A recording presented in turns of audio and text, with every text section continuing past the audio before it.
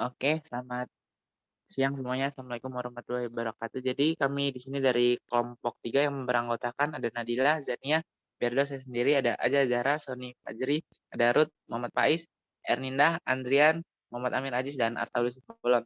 Di sini kami akan menjelaskan tentang aspek hidrologi dalam pengelolaan air pada asam tambang. Nah, di sini kami menggunakan studi kasus yaitu studi teknis dan ekonomi konstruksi wetland dalam pengelolaan stormwater pada tambang batu bara. Bisa di next. Oke, selanjutnya di sini ada latar belakang yang akan disampaikan oleh saudara Andrea. Silakan.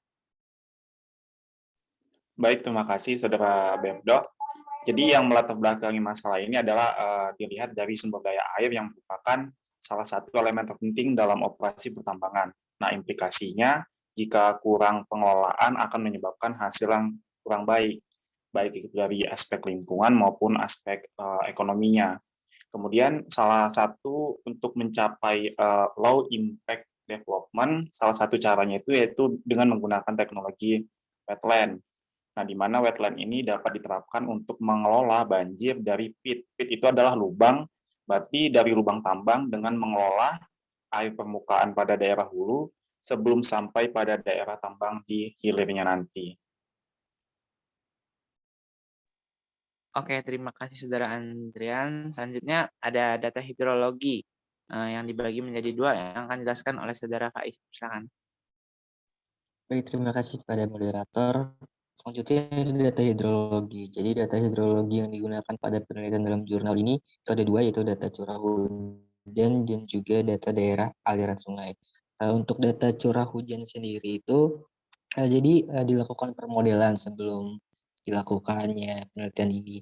Jadi dilakukan distribusi frekuensi curah hujan dengan dihitung secara statistik dan juga dianalisis berdasarkan data ekstrim tahunan. Dan curah hujan maksimum harian itu diperoleh dengan menggunakan metode distribusi normal, Gumbel, log normal 2, dan juga log persen 3. Selanjutnya itu ada data daerah aliran sungai.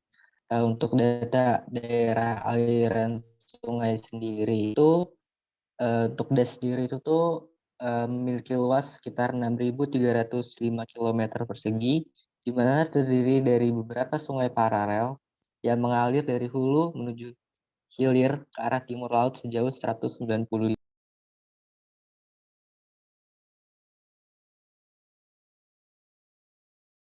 Oke, terima kasih saudara Faiz. Selanjutnya ada metode. Di sini pada jurnal ini ada 5 metode.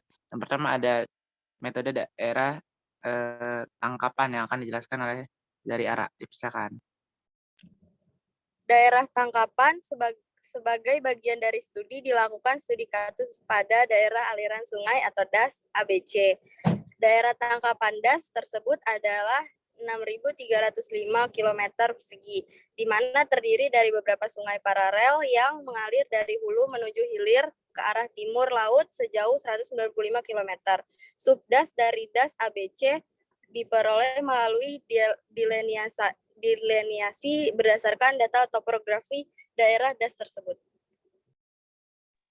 Oke, metode selanjutnya yaitu ada analisis curah hujan dan analisis HEC HMS yang akan dijelaskan oleh saudara Erninda. Silakan. Baik, selanjutnya adalah metode analisis curah hujan, di mana salah satu tujuan dalam melakukan analisis curah hujan adalah untuk memperoleh perkiraan rata-rata curah hujan pada daerah studi dengan mempertimbangkan kedalaman curah hujan yang terjadi pada stasiun curah hujan di DAS, ABC, dan sekitarnya, di mana data hidrologi diperoleh dari BMKG setempat. Untuk data curah hujan diperoleh dari 3 stasiun curah hujan. Yang pertama ada stasiun daerah hulu, yang kedua daerah tengah, dan yang ketiga adalah daerah hilir. Di mana data yang digunakan pada studi ini adalah data curah hujan selama 10 tahun. Dan untuk metode yang ketiga adalah analisis HEC, HMS, di mana setelah diperoleh hasil dari perhitungan hidrologi, data tersebut kemudian dimasukkan pada perangkat lunak Hydrologic Engineering Center, Hydrologic Modeling System, HEC HMS, yaitu sebuah perangkat lunak yang didesain untuk melakukan simulasi proses hidrologi menggunakan sistem dendritik. Oke, terima kasih saudara Erninda. Selanjutnya Ada metode yang keempat yaitu lubang bekas tambang. Yang akan dijelaskan oleh Saudari Zania, dipersilakan. Dalam hidrologi sendiri, lubang ini dapat digunakan sebagai wetland. Dengan melakukan konstruksi lubang tambang yang sudah tidak produktif menjadi wetland akan berdampak baik pada lingkungan dan ekonomi. Dengan menggunakan HEC, HMS, dengan bukaan yang didesain sebagai wetland, dengan disertakan dalam model untuk melihat signifikansi dari konstruksi tersebut. Oke, metode yang terakhir ada studi terhadap konstruksi wetland yang akan dijelaskan oleh Saudari Nadila, dipersilakan. Baik, selanjutnya studi terhadap constructed wetland. Jadi dari studi kasus di DAS ABC, studi terhadap lubang bekas tambang sebagai constructed wetland dilakukan. Studi tersebut dilakukan dengan mempertimbangkan faktor ekonomi, di mana tidak hanya dilihat dari biaya langsung penambangan, tetapi secara jangka panjang dilihat dari aspek lingkungan dan sosial. Oke, bisa di next. Selanjutnya ada manfaat dari wetland itu sendiri yang akan dijelaskan oleh Saudari Ruth, dipersilakan. Adapun keuntungan dari mengubah fungsi lubang bekas tambang ini menjadi wetland adalah yang pertama ada peningkatan kualitas air termasuk retensi sedimen halus, hidrokarbon, logam, dan nutrisi. Kedua itu pencegahan banjir dan desinkronisasi badai. Ketiga mengurangi arus hilir. Keempat kontrol curah hujan dan aliran permukaan. Kelima siklus nutrisi dan bahan lainnya. Keenam ada habitat ikan dan satwa liar. Ketujuh pendidikan dan penelitian. Dan kedelapan itu ada peningkatan estetika dan lanskap tata ruang dan lainnya. Oke, terima kasih dari Ruth. Selanjutnya ada kesimpulan yang akan dijelaskan oleh Saudari Arta. Silakan. Baik, kesimpulan yang diperoleh berdasarkan hasil analisis dan pembahasan dari jurnal yang kami kaji adalah yang pertama, lubang bekas tambang dapat dijadikan sebagai wetland atau sebuah kolam yang bertujuan untuk mengontrol banjir dan memperbaiki kualitas air, yang akan memberikan kontrol sumber daya air yang baik setelah operasi pertambangan atau pasca tambang.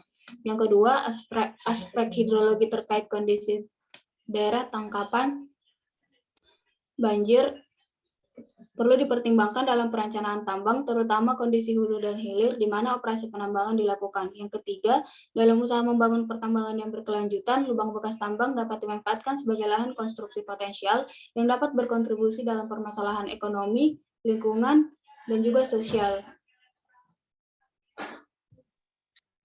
Oke, karena sudah kesimpulan, terima kasih atas waktunya. Sebelumnya ini ada lampiran jurnal kami, dan next ada lampiran bukti diskusi kami juga. Semoga apa yang kita sampaikan dapat bermanfaat bagi kita semua. Saya akhiri, terima kasih. Di sini ada kutipan, sampaikanlah ilmu walau hanya satu ayat. Terima kasih yang telah menyimak. Saya akhiri. Wabillahi taufiq wal hidayah. Wassalamualaikum warahmatullahi wabarakatuh. Selamat siang.